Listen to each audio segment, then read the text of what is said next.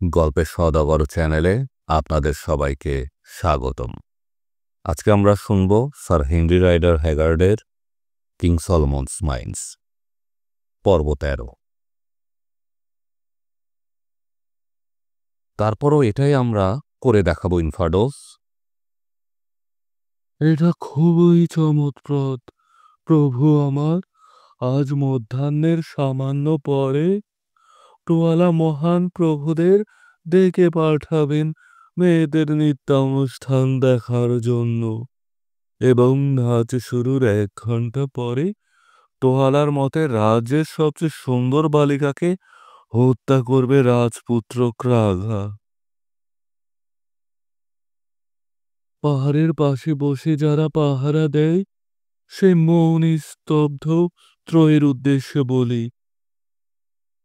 কিন্তু অদ্ভুত চূড়ার দিকে ইশারা করে বলল ইনফাডোস, যেখানে আপাত দৃষ্টিতে শেষ হয়েছে সলোমনের মহাসড়ক। তখন সূর্যকে নিভিয়ে দিয়ে ওই কুমারী বালিকাকে বাঁচিয়ে দিবেন, আর লোকজন আপনাদের কথা বিশ্বাস করবে। ঠিক তাই, বলল বুড়ো চিফ। এখনো হাসির ছোঁয়া লেগে আছে তার ঠোঁটে। নিশ্চিতভাবে কুকুয়ানেরা এটা বিশ্বাস করবে। লু থেকে 2 মাইল দূরে বলতে লাগলো ইনফাডোস। নতুন চাঁদের মতো একটা বাঁকানো পাহাড় আছে, একটা সুরক্ষিত দুর্গ। ওখানেই আমার রেজিমেন্টের অবস্থান। এই লোকদের আওতাধীন আরও 3টে রেজিমেন্টের অবস্থানও সেখানে। আজ সকালে আমরা আরেকটা পরিকল্পনা করব, যাতে আরও 2-3টে রেজিমেন্ট সেখানে স্থানান্তর করা যায়।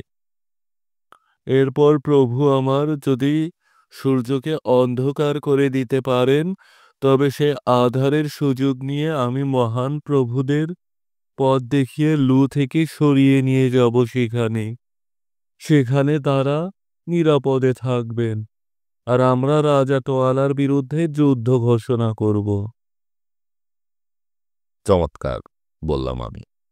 এখন আপাতত আমাদের একটু ঘুমানোর আর জাদু ঠিকঠাক করার সময় দিন। ঘুরে দাঁড়ালো ইনফাডোস। স্যালুট করে বেরিয়ে গেল চিফদের সাথে নিয়ে।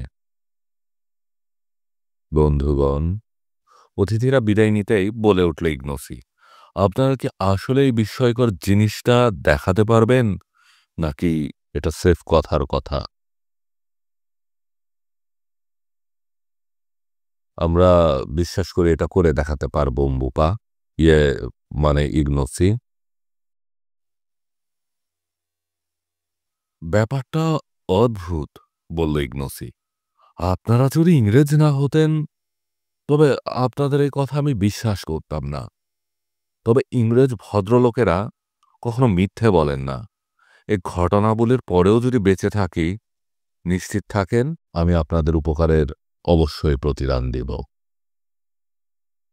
ইগনোসি, বললেন স্যার হেনরি, আমাকে কেবল একটা প্রতিশ্রুতি দাও। আমি আপনাকে প্রতিশ্রুতি দিচ্ছি ইনকিউবো, সুরিদামার, এমনকি আপনার কথা না শুনেই দিচ্ছি প্রতিশ্রুতি। হাসিমুখে বলল বিশালদেহী জলযোদ্ধা। বলুন, কি বলতে চান? এটা, যদি তুমি কুকুয়ানাদের রাজা হতে পারো, তবে গত রাতে দেখা ডাইনি শিকার চিরতরে বন্ধ করবে, আর নিশ্চিত করবে এই রাজ্যে বিনা বিচারে যেন কোনো হত্যাকাণ্ড সংঘটিত না হয়। আমি তর্জমা করার পর খানিকক্ষণ ভাবল ইগনোসি, তারপর জবাব দিল, কালো মানুষদের চিন্তা চেতনা সাদা মানুষদের চেয়ে একেবারেই ভিন্ন। জীবনকে আপনারা যতটা মূল্যবান মনে করেন, আমরা ঠিক সেভাবে মূল্যায়ন করি না। তারপরও আমি প্রতিশ্রুতি দিচ্ছি, যদি এটা বন্ধ করার মতো অবস্থানে পৌঁছাতে পারি, তবে ডাইনি শিকারীরা আর কোনো শিকার করতে বেরোবে না, আর বিনা বিচারে কোনো লোককে হত্যা করা হবে না। তাহলে এই কথাই রইল, বললেন স্যার হেনরি। এখন আমাদের খানিকটা বিশ্রাম নিতে হবে, যার পরানায় সবাই ক্লান্ত। অচিরেই তলিয়ে গেলাম গভীর ঘুমে। ঘুম ভাঙল 11টায়, ইগনোসি ডেকে দেওয়ায়। প্রাতকৃত্যাদি সেরে পেট পুরে নাস্তা খেলাম, কারণ এরপর আবার কখন খাবার জুটবে সেটা নিশ্চিত করে বলা সম্ভব নয়। নাস্তা সেরে বেরুলাম কুটির থেকে, তাকালাম সূর্যের দিকে, তবে হতাশ হলাম পুণ্যশক্তির হৃষ্টপুষ্ট সূর্যকে দেখে। সূর্যগ্রহণের কোনো লক্ষণই নেই আকাশে। আশা করি ঘটনাটা ঘটবে, সদিগ্ন কণ্ঠে বললেন স্যার হেনরি। ভণ্ডগণকদের পরিণতি কিন্তু মোটেও সুখকর নয়। যদি সেটা নাই ঘটে তবে সেই দুর্ভাগা ভণ্ডদের কাতারে সামিল হব আমরা, বিষণ্ণ কণ্ঠে বললাম আমি। এ ব্যাপারে নিশ্চিত থাকুন, ওই চিফদের কেউ পুরো ঘটনাটা জানাবে রাজাকে, তখন আর এক ধরনের গ্রহণ শুরু হবে, যা মোটেও আকাঙ্ক্ষিত বলা যাবে না। কুটিরে ফিরে পোশাক পাল্টালাম। রাজার পাঠানো সেই চেইন বর্মতা পরে নিতে ভুল হলো না। আমাদের সাজসজ্জা শেষ হতে না হতেই হাজির হলো টোয়ালার দূত। কুমারী নৃত্য দেখার আমন্ত্রণ নিয়ে এসেছে, যা কিছুক্ষণের মধ্যে শুরু হবে। ইনফার্ডোসের পরামর্শ মতো আমাদের রাইফেল আর গোলাবারুদ গোছগাছ করে সাথে নিলাম, যাতে চলে যাওয়ার প্রয়োজন হলে এই ক্রালে আর ফিরতে না হয়। সদর্পে এগোলাম রাজকুটিরের দিকে, যদিও ভেতরে ভেতরে ভয় কুকড়ে আছি। গত রাতের যেমনটা ছিল তার তুলনায় একেবারেই ভিন্ন উপস্থাপনা ক্রালের সামনের ফাঁকা জায়গাটায়। গত রাতের বিষণ্ণ চেহারার সারি সারি সৈন্যের জায়গা নিয়েছে সারি সারি স্বল্পবসনা কুকুয়ানা বালিকারা। তবে প্রত্যেকের মাথায় শোভা পাচ্ছে ফুলের মুকুট। এক হাতে ধরে রেখেছে একটা পাম গাছের পাতা, অন্য হাতে একটা লম্বা টাটের সাদা লিলি।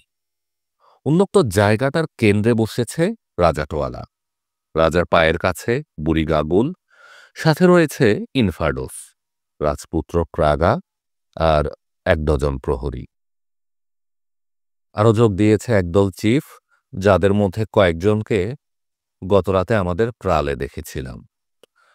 আপাতদৃষ্টিতে বেশ আন্তরিকভাবে আমাদের স্বাগত জানালো টোয়ালা, যদিও ক্রুদ দৃষ্টিতে তাকাতে দেখলাম উম্বুপাত্তিকে। স্বাগত নক্ষত্রের সাদা সন্তানেরা, বলল রাজা। গত রাতের চাঁদের তুলনায় আপনাদের আজকের দৃষ্টি অনেক ভিন্ন মনে হচ্ছে, তবে এই দৃষ্টিটা মোটেও ভালো নয়। মেয়েরা সুন্দরী, এই পরিবেশে এই দৃষ্টি বেমানান। নিজের চারপাশে ইশারা করে বলল রাজা। নারীদের মিষ্টি কথা আর চুম্বন সবসময় আকর্ষণীয়, তবে বর্ষার ফলার ঝনঝনানি আর রক্তের গন্ধ তার চেয়েও বেশি আকর্ষণীয়। আমাদের এখান থেকে কোনো স্ত্রী গ্রহণ করতে কি ইচ্ছা পোষণ করেন সাদা মানুষেরা? ইচ্ছে হলে এখান থেকে সবচেয়ে সুন্দরী মেয়েদের বেছে নিতে পারেন, যতজন ইচ্ছা। জবাব শোনার জন্য থামল টোয়ালা। সম্ভাবনাটা দেখে মনে হয় না যে এটা গুডের প্রতি বিশেষ আকর্ষণ ছাড়া এই ধরনের একটা প্রস্তাব করা হয়েছে। আর অধিকাংশ নাবিকদের মতো গুডও সংবেদনশীল প্রকৃতির, আর আমি বয়স্ক এবং প্রজ্ঞাবান হিসেবে সম্যক অবহিত আছি যে এর সাথে যুক্ত হলে সীমাহীন জটিলতার উদ্ভব হবে। কারণ এই মহিলারা নিশ্চিতভাবে সমস্যা নিয়ে আসবে, ঠিক যেমন দিনকে অনুসরণ করে রাতের আগমন ঘটে। বিষয়টা উপলব্ধি করে দ্রুতই জবাব দিলাম। ধন্যবাদ রাজন, কিন্তু আমরা সাদা চামড়ার লোকরা আমাদের মতো সাদা চামড়ার মহিলাদেরই শুধু বিয়ে করি। আপনাদের কুমারীরা নিঃসন্দেহে সুন্দরী, কিন্তু তারা আমাদের জন্য নয়। হাসল টোয়ালা। তা বেশ বলেছেন। আমাদের রাজ্যে একটা প্রবাদ আছে, মেয়েদের চোখ সবসময় উজ্জ্বল, গায়ের রং যাই হোক না কেন। আরেকটা প্রবাদে বলা হয়েছে, সেই মেয়েকে ভালোবাসো যে তোমার কাছে আসে, যে দূরে আছে সে তোমার নাগালের বাইরে। তবে নক্ষত্রের রাজ্যের জন্য হয়তো প্রযোজ্য নয় এই কথাগুলো। যে রাজ্য সবাই সাদা, সেখানে সবকিছু সম্ভব। তবে তাই হোক সাদা মানুষেরা, এই তরুণীরা বিয়ে করার জন্য আপনাদের হাত পা ধরতে যাচ্ছে না। আবারও স্বাগত আমার এখানে। আর তোমাকেও হে কালো আদমি, যদি গাগলের ইচ্ছা বাস্তবায়িত হতো তবে এতক্ষণে জমে ঠান্ডা হয়ে যেতে তুমি। এটাকে ভাববই বলতে হবে যে তুমিও তারার দেশ থেকে এসেছ।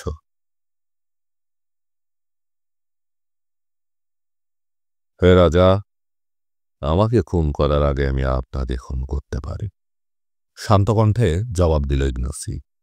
আর আমার হাড় বাঁধতে শুরু করার আগেই আপনার শরীর জমে শক্ত হয়ে যাবে। চমকে গেছে টোয়ালা। তুমি খুব দম্ভ নিয়ে কথা বলছ বালক, ক্ষুদ্র স্বরে বলল এক চোখা লোকটা। ভেবে না বেশিক্ষণ বার পাবে। সেই তো নির্ভীকভাবে কথা বলতে পারে, যার ঠোঁটে সত্যি ঝরে, সত্য বর্ষার ফলার মতো ধারালো, যা কখনো নিজের লক্ষ্যে পৌঁছাতে ব্যর্থ হয় না। এটা নক্ষত্রদের বার্তা, হে রাজন। ভ্রু কুঁচকাল কানা রাজা। তার একমাত্র চোখটা আগুনের ভাটার মতো জ্বলে উঠল, তবে আর কোনো মন্তব্য করল না সে। নাচ শুরু করা হোক, চিৎকার করে বলে উঠল রাজা। আর হাতে সাথেই ফুলের মালা করা তরুণীরা দলে দলে এগোতে লাগলো সামনে। মিষ্টি সুরে গান গাওয়ার পাশাপাশি নিপুণভাবে দোলাচ্ছে হাতে থাকা পাম পাতা আর লিলি ফুল। নাচের ভঙ্গিমায় পাক খাচ্ছে, বৃত্তিকার কারে ঘুরছে, কখনো পিছিয়ে যাচ্ছে, আবার একতালে অগ্রসর হচ্ছে সামনের দিকে। মন মাতানো এক দৃশ্য। অবশেষে থামল তাদের নৃত্য, আর সুন্দরী এক তরুণী দল থেকে এগিয়ে এলো সামনে। এক পাতায় ভর দিয়ে এমন মন মাতানো ভঙ্গিতে শারীরিক কসরত প্রদর্শন করতে লাগলো আমাদের সামনে, যে কোনো ব্যালেরিনা দেখলে নির্ঘাত ঈর্ষান্বিত হতো। অবশেষে ক্লান্ত হয়ে নিজের জায়গায় ফিরে গেল সে। আরেক তরুণী নিল তার জায়গা। তারপর এক এক করে আরো অনেকজন এলো, তবে সৌন্দর্যার দক্ষতায় প্রথম জনের ধারে কাছেও না কেউ। এবার নিজের হাত তুলল রাজা। তারপর সাদা মানুষেরা, কোন তরুণী আপনাদের দৃষ্টিতে সবচেয়ে সুন্দরী? জিজ্ঞেস করল সে। প্রথমজন। কোনো কিছু না ভেবেই বলে ফেললাম আমি। পরক্ষণেই মনে মনে জিভ কাটলাম, মনে পড়ল ইনফাডোসের বলা কথাগুলো। সবচেয়ে সুন্দরী তরুণীকে বলি দেওয়া হবে। তার মানে আমার ধারণা আর আপনার ধারণা একদম এক। আমার চোখ আর আপনার চোখ ঠিক জিনিসই দেখতে পায়। সেই সবচেয়ে সুন্দরী, আর এটাই তার জন্য কাল হয়ে দাঁড়িয়েছে। এই কারণেই তাকে মরতে হবে। হ্যাঁ, তাকে মরতেই হবে। তীক্ষ্ণ ক্ষণক্ষণে কণ্ঠে বলল কাবুল। চকিতে একবার দৃষ্টি বুলালো হতভাগ্য তরুণীর দিকে। মেয়েটা এখনও তার আসন্ন দুর্ভাগ্যের ব্যাপারে বেখবর। দাঁড়িয়ে আছে গজবিশেক দূরে একদল তরুণীর সাথে। বিচলিত ভঙ্গিতে মাথার টোপর থেকে একটা ফুল তুলে নিয়ে একটা করে পাপড়ি ছড়াচ্ছে। কেন রাজেন? জিজ্ঞেস করলাম আমি। নিজের রাগ সামলাতে রীতিমতো হিমশিম খেতে হচ্ছে আমাকে। মেয়েটা দারুণ নেচেছে, আমাদের সন্তুষ্ট করেছে। মেয়েটা দেখতেও দারুণ সুন্দরী। এমন একটা মেয়ের কোনোভাবেই মৃত্যু পাওনা হতে পারে না। সহাস্যে জবাব দিল টোয়ালা। এটাই আমাদের রীতি। এবং যে আত্মারা পাথরের অদূরে বসে থাকে, দূরের 3 পর্বতমালার দিকে ইশারা করে বলল সে, তাদের প্রাপ্য অবশ্যই দিতে হবে। যদি আজ সুন্দরী তোমার তরুণীকে উৎসর্গ করতে ব্যর্থ হই, তবে তাদের অভিশাপ পড়বে আমার আর আমার গৃহের উপর। আমাদের কুকুয়ানাদের মধ্যে একটা ভবিষ্যৎবাণী প্রচলিত আছে। নাচ উৎসবের দিনে সবচেয়ে সুন্দরী তরুণীকে যদি মৌনী স্তব্ধ ত্রয়ীতেই উৎসর্গ করা না হয়, তবে আমার এবং আমার বংশ ধ্বংস হবে। খেয়াল করুন সাদা মানুষেরা, আমার ভাই যে আগে রাজত্ব করেছিল, সে সেই নারীর কান্না দেখে এ বলি দিতে অস্বীকার করেছিল। ফলে সে এবং তার বংশ ধ্বংস হয়ে গিয়েছিল, আর তার জায়গায় আমি রাজা হয়েছি। কথা শেষ। ওই মেয়েটাকে অবশ্যই মরতে হবে। গার্ডের দিকে ঘুরল কানা রাজা। মেয়েটাকে এখানে নিয়ে আসো রাগা, তোমার বর্ষার ফলা ধার করে নাও। দুই লোক অগ্রসর হলো মেয়েটার দিকে, আর এই প্রথম মেয়েটা সচকিত হলো তার আসন্ন পরিণতির ব্যাপারে। চিলচিৎকার দিয়ে পালানোর চেষ্টা করল, তবে তার আগেই সবল দুচারা হাত ধরে ফেলল মেয়েটাকে। আমাদের সামনে প্রাণপণ চেষ্টা করছে নিজেকে ছাড়ানোর জন্য, বিলাপ করছে তার স্বরে। তোমার নাম কি মেয়ে? ক্ষণক্ষণে কণ্ঠে বলল কাগুল। কি এত বড় স্পর্ধা, আমার কথার জবাব দিচ্ছিস না তুই? তুই কি চাস রাজপুত্র এক্ষুনি তোকে বলি দিক? আর এই কথায় প্রাগার অভিব্যক্তিতে শয়তানের মাত্রা আরো বাড়ল। এক কদম এগোলো সামনের দিকে, বর্ষাটা তুলে ধরল উপরে। একই সাথে গুডের উপর চোখ পড়ল আমার। রিভলভারের দিকে হাত বাড়াচ্ছে ক্যাপ্টেন। বর্ষার ফলাটা চোখে পড়তেই ভয়ে কাঁদতে ভুলে গেল মেয়েটা। আতঙ্কে জমে গেছে।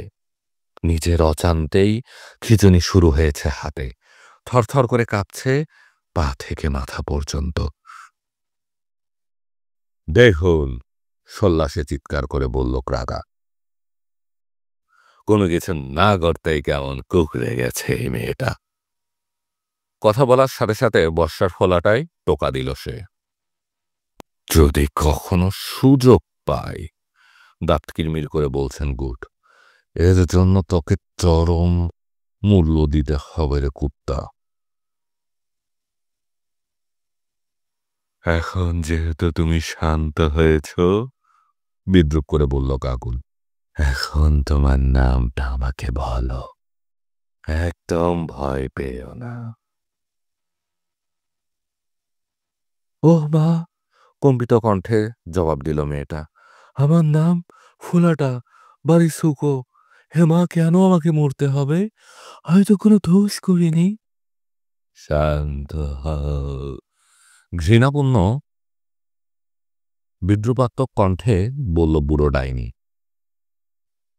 তোমাকে নিশ্চিত মরতে হবে, মৌনি স্তব্ধত্রয়ীর উদ্দেশ্যে বদলি হওয়ার জন্য। পাহাড় চূড়ার দিকে ইশারা করে বলল সে। দিনে পরিশ্রম করার চাইতে রাতে ঘুমিয়ে থাকাটাই শ্রেয়। বেঁচে থাকার চাইতে মরে যাওয়াটাই উত্তম। আর তোমার মৃত্যুটা হবে মহিমান্বিত মৃত্যু। স্বয়ং রাজপুত্র তোমাকে হত্যা করবে। নিজের হাত ছাড়ানোর জন্য মোচামুচি করল মেয়েটা। ব্যর্থ হয়ে চিৎকার করে উঠল। তুমি নিষ্ঠুর, আমি কম বয়সী একটা মেয়ে। আমার কি অপরাধ যে আমি রাতের পরে সূর্যোদয় দেখতে পাবো না? কেন রাতের আকাশে তারা দেখতে পাবো না? কেন আমি ভারী কুয়াশার ভিতর ফুল তুলতে পারবো না? পারবো না বলে যাওয়া নদীর গান শুনতে? আমি এক হতভাগী। আর কখনো আমার পিতার কুটির দেখতে পাবো না। আমার মায়ের চুমু নিতে পারবো না। অসুস্থ বাচ্চাদের যত্ন নিতে পারবো না। কোনো ভালোবাসার মানুষ আমাকে জড়িয়ে ধরে আমার চোখের দিকে তাকাতে পারবে না। কোনো পুরুষের জন্ম দিতে পারবো না আমি। হে নিষ্ঠুর নির্মম! আবারও হাত দুটো ছুটে নেওয়ার ব্যর্থ প্রয়াস চালালো মেয়েটা। তারপর ফুলের মুকুট পরা মাথাটা ঘুরিয়ে তাকালো উপরে, যেন স্বর্গের সাহায্যের আশায়। শয়তান ছাড়া আর যে কোনো হৃদয় গলে যেত এই সুন্দরীর করুণ আরতিতে। ইংল্যান্ডের রাজা দ্বিতীয় হেনরির পুত্র প্রিন্স আর্থারকে অন্ধ করতে আসা দুর্বৃত্তদের কাছে আরতিও হয়তো এ বনসুন্দরীর মতো এত করুণ ছিল না। তবে এই করুণ আর্তনাদেও গলল না গাগুল আর তার মনিবের পাষাণ হৃদয়। যদিও করুণার ছায়া দেখতে পাচ্ছি পেছনে দাঁড়িয়ে থাকা প্রহরীদের অভিব্যক্তিতে, চিফদের চেহারায়ও। আর গুড ক্রোধে এক ধরনের ঘোত ঘোত শব্দ করছে, উদ্যত হচ্ছে মেয়েটার কাছে যাওয়ার জন্য। নারীসুলভ সব আকুলতা দিয়ে হতভাগ্য মেয়েটি করুণা ভিক্ষা করছে। আচমকায় এক ঝটকায় নিজেকে ছাড়িয়ে নিয়ে ছুটে এলো মেয়েটি। দুহাতে আঁকড়ে ধরল চমৎকার সাদা পা দুটো। হয়ে দাঁড়াতে সে শুভ্র পিতা আলাপ করে বলতে লাগলো ফুলাটা। আমার উপর নিরাপত্তার চাদর নিক্ষেপ করুন। আপনার ক্ষমতার ছায়াতলে আমাকে হামাগুড়ি দিয়ে প্রবেশ করতে দিন, যাতে আপনার নিরাপদ আশ্রয়ে রক্ষা পেতে পারি। আমাকে এই নৃশংস মানুষগুলোর হাত থেকে বাঁচান, রক্ষা করুন কাগুলের এই ছলনা থেকে। ঠিক আছে সুকন্যা, আমি তোমাকে দেখব, বিচলিত হয়ে স্যাক্সন ভাষায় বললেন গুড। ঠিক আছে, উঠে দাঁড়াও, এই তো লক্ষ্মী মেয়ের। ঝুঁকে মেয়েটার একটা হাত ধরলেন ক্যাপ্টেন। ঘুরে নিজের ছেলের দিকে ইশারা করল টোয়ালা। বাবার সংকেত পেয়ে বর্ষা তুলে সামনে অগ্রসর হলো ক্রাকা। এখন আপনার খেলা দেখানোর পালা কোয়ার্টারমেইন, ফিসফিস করে বললেন স্যার হেনরি। আপনি কিসের আশায় বসে আছেন? আমি সূর্যগ্রহণের জন্য অপেক্ষা করছি, জবাব দিলাম। গত আধ ঘন্টা যাবৎ লক্ষ্য করছি সূর্যটাকে। মনে হচ্ছে এমন হৃষ্টপুষ্ট সূর্য আর কখনো দেখিনি। যাই হোক, আপনাকে এখন ঝুঁকিটা নিতে হবে, নইলে খুন হয়ে যাবে মেয়েটা। টলার ধৈর্য ফুরিয়ে এসেছে। স্যার হেনরির যুক্তির বাস্তবতার ব্যাপারে আমি সম্যক অকিহাল। হতাশ দৃষ্টিতে আরেকবার তাকালাম গনগনের সূর্যটার দিকে। অউৎসাহী কোনো জ্যোতির্বিদও সম্ভবত তার মহাজাগতিক কোনো তত্ত্ব প্রমাণ করার জন্য আমার মতো উৎকণ্ঠা নিয়ে অপেক্ষা করেনি। নিজের সবটুকু মান মর্যাদাকে প্রকট করে তুলে ধরলাম আর সামনে অগ্রসর হলাম। সহাস্ত প্রণাম করার ভঙ্গিতে গুডের পা ধরে রাখা ফোলাটা আর উত্তোলিত বর্ষা হাতে আগুয়ান ক্রাগার মাঝখানে দাঁড় করালাম নিজেকে। শুনুন রাজন, বললাম আমি, এটা করা ঠিক হবে না। আমরা এটা সহ্য করব না, মেয়েটাকে নিরাপদে যেতে দিন। তোয়ালা যুগপৎ ক্রুদ্ধ আর বিস্মিত উঠে দাঁড়িয়েছে আসন ছেড়ে। পুকানা চিফ আর সারিবদ্ধ জড়ো হওয়া মেয়েরা একটা বিয়োগান্তক দৃশ্যের আকাঙ্ক্ষায় আরো কাছিয়ে এলো আমাদের দিকে। সেই সাথে ভেসে এলো সম্মিলিত হাহাকার ধ্বনির মতো গুঞ্জন। এটা কোনোভাবেই হবে না, সাদা কুত্তার দল যারা সিংহের গুহায় ঘেউ ঘেউ করছে, এটা কোনোভাবেই হতে পারে না। তোরা কি পাগল? সাবধান, মেয়েটার পরিণতি নিয়ে বাড়াবাড়ি করিস না। তোরা কিভাবে এটা বাধা দিবি? কে তুই যে আমার ইচ্ছার বিরুদ্ধে দাঁড়িয়েছিস? বলছিস সামনে থেকে সরে যা। রাগা, খুন করো মেয়েটাকে। এই প্রহরী, বন্দি করে এই সাদা কুকুরদের। তোয়ালার চিৎকার শুনে কুটিরের ভেতর থেকে বেরিয়ে এলো সশস্ত্র প্রহরীরা। বোঝাই যাচ্ছে তাদের আগে থেকে প্রস্তুত করে রাখা হয়েছিল। স্যার হেনরি, গুড আর উম্বুপা আমার পাশে এসে দাঁড়ালো, তুলে ধরল তাদের রাইফেল। থামুন, সতেজে চিৎকার করে বললাম আমি, যদিও মনে হচ্ছে সেই মুহূর্তে ভয়ে আমার পেটের ভিতরে নাস্তার রুটি গরমে পরিণত হয়ে গেছে। থামুন, আমরা নক্ষত্রের সাদা মানুষেরা বলছে এটা কোনোভাবেই হতে পারে না, আর এক কদম সামনে বাড়ুন, সাথে সাথে সূর্যকে গায়েব করে দিব। এই রাজ্য অন্ধকারে ঢাকা পড়বে, আপনারা আমাদের জাদুর মজা বুঝতে পারবেন। আমার হুমকিতে থমকালো লোকগুলো, মনে হলো কিছুটা প্রভাব ফেলতে পেরেছে।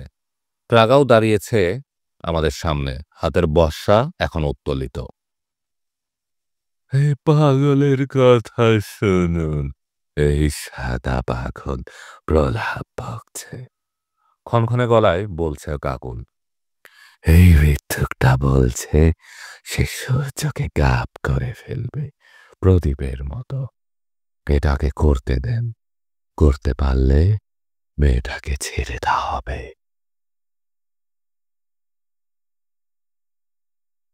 হ্যাঁ, এটা ওই সাদা পাগলকে করতে দেন, নাইলে মেয়েটা মরবে আর তার সাথের ওই অন্য পাগলগুলো।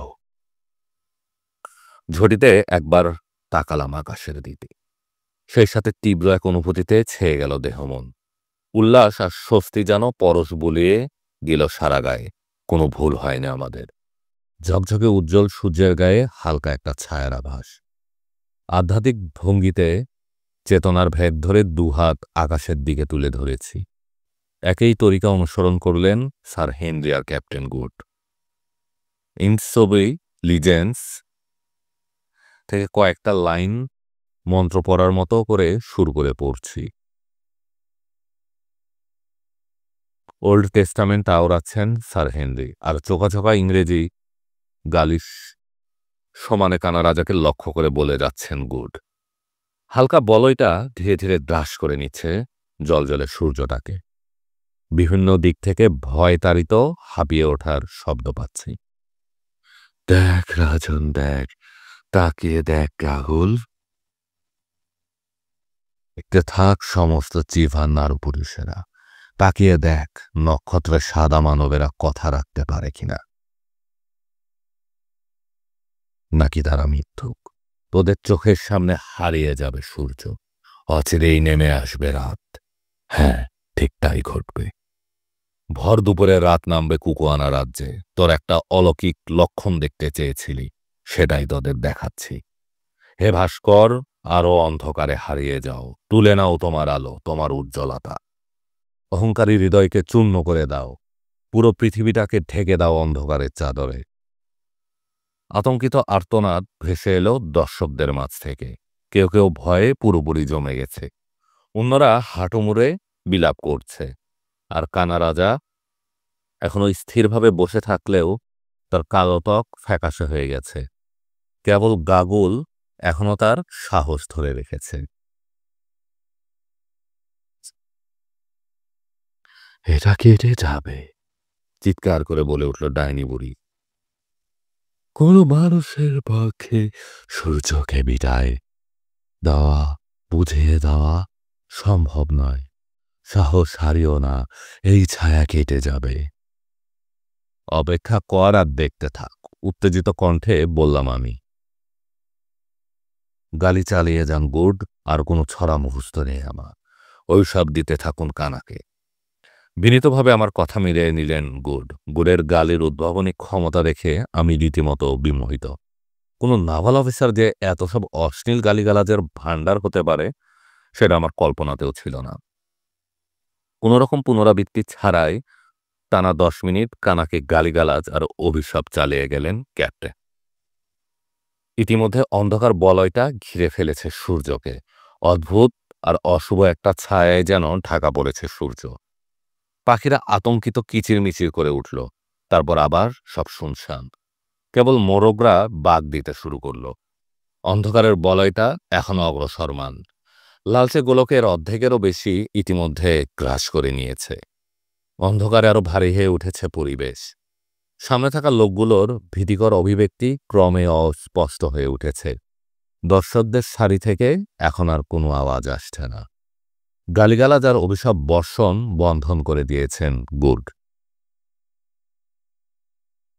সূর্যটা মারা যাচ্ছে, এই জাদুঘররা সূর্যকে খুন করেছে। নৈশব্দ খান খান হয়ে গেল ক্রাগার আতঙ্কিত চিৎকারে। আমরা সবাই মারা পড়ব অন্ধকারে। ভয় কিংবা ক্রোধ কিংবা উভয় দ্বারা তাড়িত হয়েই যেন উন্মাদ হয়ে উঠল ক্রাগা। হাতের বর্ষাটা তুলে সমস্ত শক্তি দিয়ে আঘাত করল স্যার হেনরির প্রশস্ত বুকে। তবে পিচ্চি শয়তানটা ভুলে গিয়েছিল যে তার বাবার দেওয়া চেইন বর্ম পোশাকের নিচে পড়ে আছে আমরা। লোহার ফলা কোনো ক্ষতি না করে কেবল বাড়ি খেল বুকে, আর পুনরায় আঘাত করার আগেই বর্ষার হাতল ধরে ক্রাগার হাত থেকে কেড়ে নিল অস্ত্রটা। সরাসরি ছুঁড়ে মারল ক্রাগার দিকে, এফোর ওফোর করে দিল তাকে। ধবাস করে মাটিতে পড়ল ক্রাগার লাশ। এই দৃশ্য দেখে এবং ঘনায়মান অন্ধকার দেখে আতঙ্কে চিৎকার ছাড়ল তরুণীকুল। ঊর্ধ্বশ্বাসে ছুটল ক্রালের দিকে, প্রবেশপথের দিকে। আতঙ্কের রেশ এখানেই শেষ নয়। রাজা স্বয়ং, সেই সাথে গাগুল, কয়েকজন চিফ এবং প্রহরীরা ক্ষিপ্রবেগে ছুটল রাজকুটিরের ভিতরে। খানিক পরে নিজেদের আবিষ্কার করলাম বিরান একটা ভূমিতে। সাথে রয়েছে ভাগ্যহত ফুলাটা, ইনফাডোস এবং আমাদের ক্রালের দেখা করতে যাওয়া কয়েকজন চিফ, আর থাকল প্রাগার নিথর দেহটা। তারপর কুকুয়ানা, চিফরা, বললাম আমি, আমরা আপনাদের অলৌকিক লক্ষণ দেখিয়েছি। আপনারা সন্তুষ্ট হলে সেই নির্ধারিত জায়গায় দ্রুত আমাদের পৌঁছাতে হবে। এই পরিস্থিতির এখনই উত্তরণ ঘটবে না। 1 ঘন্টা চলবে এর রেস। চলুন, এ আধারের সুযোগ নিয়ে এগোনো যাক। আসুন। যার জন্য উদ্যত হয়ে ঘুরল ইনফাডোস, আর তাকে অনুসরণ করল বিস্মিত চিফরা। আমরার ফুলাটা নামের মেয়েটা, যার হাত ধরে রেখেছেন গুড। ক্রালের সিংহদ্বারে পৌঁছার আগেই পুরো অন্ধকার গ্রাস করল সূর্যকে। পরস্পরের হাত ধরাধরি করে হোঁচট খেতে খেতে অন্ধকারের ভিতর দিয়ে অগ্রসর হলাম আমরা। আপনারা শুনছিলেন স্যার হেনরি রাইডার হ্যাগার্ডের কিং সলোমনস মাইন্স, পর্ব 13। পরবর্তী পর্ব শুনতে আমাদের গল্পের সওদাগর চ্যানেলে চোখ রাখুন। চ্যানেলটিতে সাবস্ক্রাইব করা না থাকলে চ্যানেলটিতে সাবস্ক্রাইব করুন, লাইক ও শেয়ার দিয়ে সাথে থাকুন, পাশে থাকুন, গল্প শুনুন।